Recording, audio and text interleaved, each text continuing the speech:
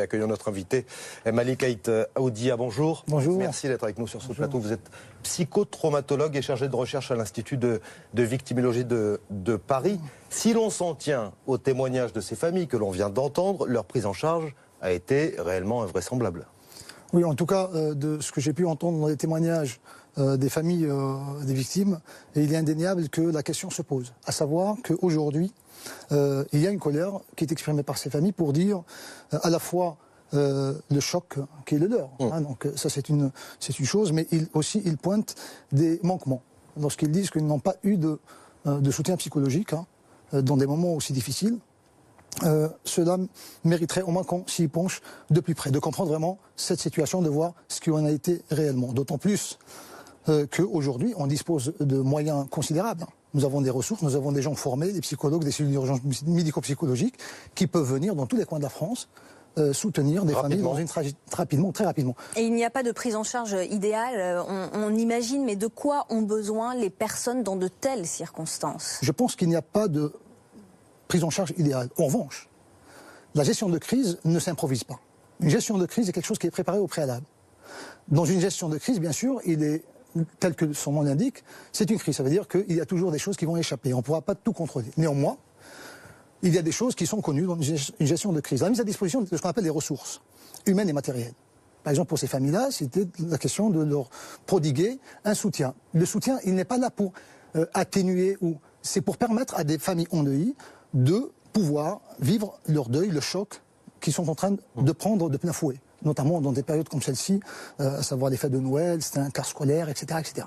Il s'agit d'enfants, c'est des choses vraiment très importantes à considérer dans cette gestion de crise. La deuxième chose qui est à considérer, la temporalité. Le temps est vraiment précieux. Il y a le temps de l'attente, qui est douloureux et difficile, c'est en cela où est justifiée la présence immédiate des psychologues pour les aider à les accompagner.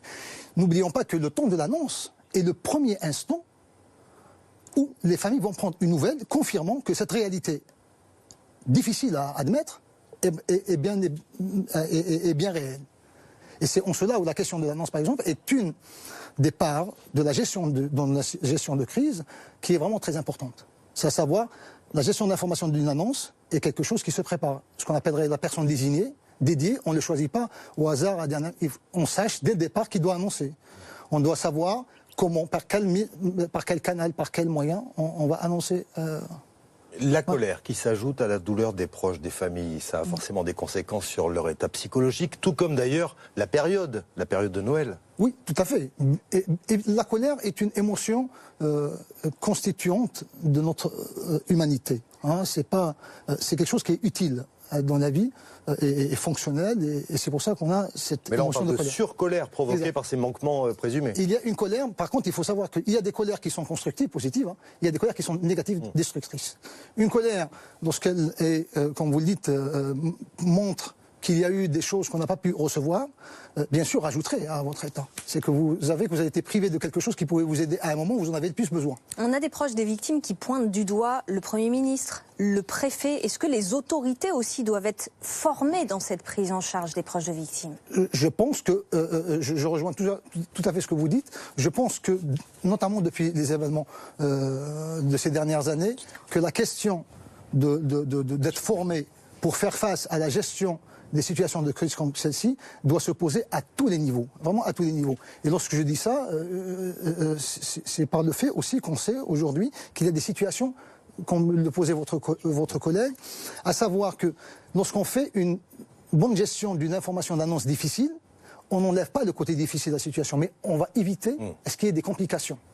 Et je pense que les gens aussi, lorsqu'ils pointent des choses dans des moments de colère, souvent, il y a des situations qui sont indiquées et qui mériteraient vraiment, encore une fois, qu'on y regarde de près. À savoir, est-ce qu'il y a eu vraiment manquement? Je rajouterai juste un mot pour l'excuse. Les excuses, par exemple, elles font partie des gestions de crise. Lorsqu'il y a vraiment une faute qui est là, on présente des excuses et on présente des explications. Voilà, et c'est ce que demandent d'ailleurs les proches des victimes, des excuses du préfet. Merci beaucoup. Merci Malik Haït Aoudia d'être venu nous voir sur ce plateau.